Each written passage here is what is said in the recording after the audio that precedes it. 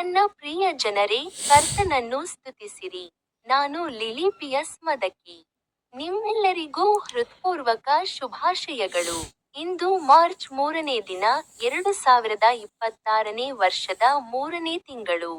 ಮೊದಲ ಪ್ರಾರ್ಥನೆ. ಕರ್ತನಾದ ಯೇಸು, ನಮ್ಮ ಶಿಲುಬೆಯನ್ನು ಹೊರಲು ನೀವು ನಮ್ಮನ್ನು ಕರೆದಿದ್ದೀರಿ. ಇಂದು ನಾವು ನಮ್ಮ ಸ್ವಾರ್ಥ, ಹೆಮ್ಮೆ ಮತ್ತು ಆಸೆಗಳನ್ನು ನಿಮ್ಮ ಪಾದಗಳಲ್ಲಿ ಇಡುತ್ತೇವೆ. ನಿಮ್ಮ ಚಿತ್ತಕ್ಕೆ ಅನುಗುಣವಾಗಿ ನಡೆಯಲು ನಮಗೆ ಕಲಿಸಿ. ನಮ್ಮ ಅಧ್ಯಯನಗಳನ್ನು ಆಧ್ಯಾತ್ಮಿಕ ಶಕ್ತಿಯಿಂದ ತುಂಬಿಸಿ. ನಿಮ್ಮ ಪವಿತ್ರ ಹೆಸರಿನಲ್ಲಿ, ಆಮೆನ್. ಅವರು ತಮ್ಮ ಒಂದು ಮಾತಿನ ಕುರಿತು ಮಾತನಾಡಿದರು. ಸೇಂಟ್ ಲೂಕನ ಪವಿತ್ರ ಸುವಾರ್ತೆ, ಅಧ್ಯಾಯ 9, ಪದ್ಯ 23.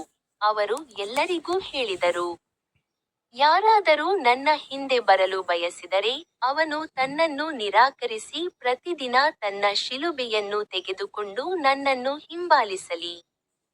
ಸಂದೇಶ.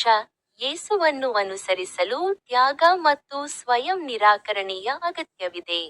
ಲೆಂಟ್ ನಮ್ಮ ಸ್ವಾರ್ಥವನ್ನು ಬದಿಗಿಟ್ಟು ಭಗವಂತನ ಚಿತ್ತಕ್ಕೆ ಆದ್ಯತೆ ನೀಡಲು ನಮಗೆ ಕಲಿಸುತ್ತದೆ.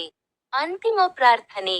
ಕರ್ತನೇ, ಪ್ರತಿದಿನ ನನ್ನ ಶಿಲುಬೆಯನ್ನು ತೆಗೆದುಕೊಂಡು ನಿನ್ನನ್ನು ಹಿಂಬಾಲಿಸಲು ನನಗೆ ಶಕ್ತಿಯನ್ನು ಕೊಡು. ನಿಮ್ಮೆಲ್ಲರಿಗೂ ಹೃತ್ಪೂರ್ವಕ ಶುಭಾಶಯಗಳು.